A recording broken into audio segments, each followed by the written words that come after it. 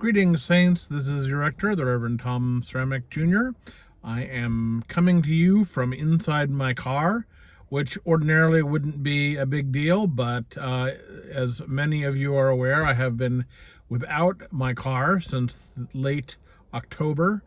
So late October, November, December, and almost through the end of January, but recently recaptured it. And I'm very thankful for that, and also feeling very thankful for lots of things, trying to focus on being thankful these days. It's cold outside, and we're all, I'm sure, anticipating the arrival of spring. But as we struggle through sometimes dark and gloomy days, it is also good to know that we have many blessings to focus on, and to focus on those many blessings. And so I encourage you to do that as we go through these next several weeks.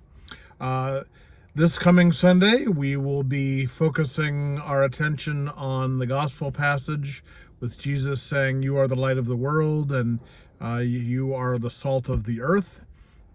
And one thing that one of my colleagues recently pointed out was that salt and light by themselves do absolutely nothing.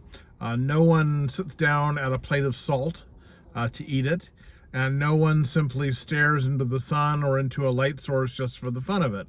The point of salt and light is to affect those things around them. So salt, of course, is something that enhances flavor. It makes things taste more like the things that they are.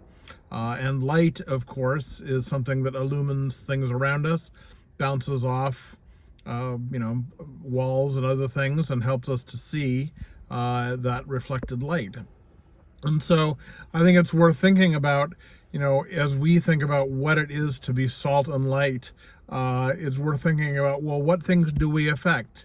What people are made to be more who they are by our presence and around them, and by our words and actions for them. And what do people see around them? How do we illumine the things around us with the light of Christ, and reveal them for what they are, whether they are challenging things that we need to deal with, or whether they're wonderful things. So something to think about how we can be salt and light in the world, and what that looks like, and not just being salt and light for our own sake, but more than that, being salt and light for the sake of others.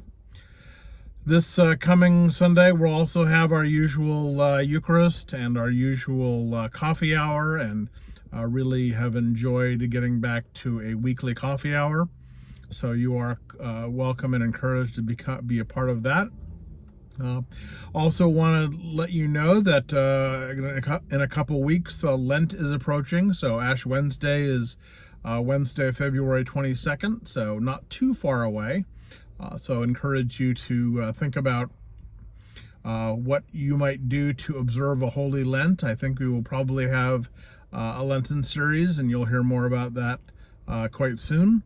But also just think about your own personal Lenten disciplines. What might you want to give up? What might you want to take on for Lent? And how might you think about your own relationship with God more purposefully as we move through the Lenten season? With that, I'm going to now get out of my car and go back into my office and finish up some work. But I wanted to just say how great it is to continue to be with you all, how wonderful annual meeting we had. Really appreciate people being there and participating in that. And so I encourage you to continue to be here and participate with us as we move forward through this year. God bless.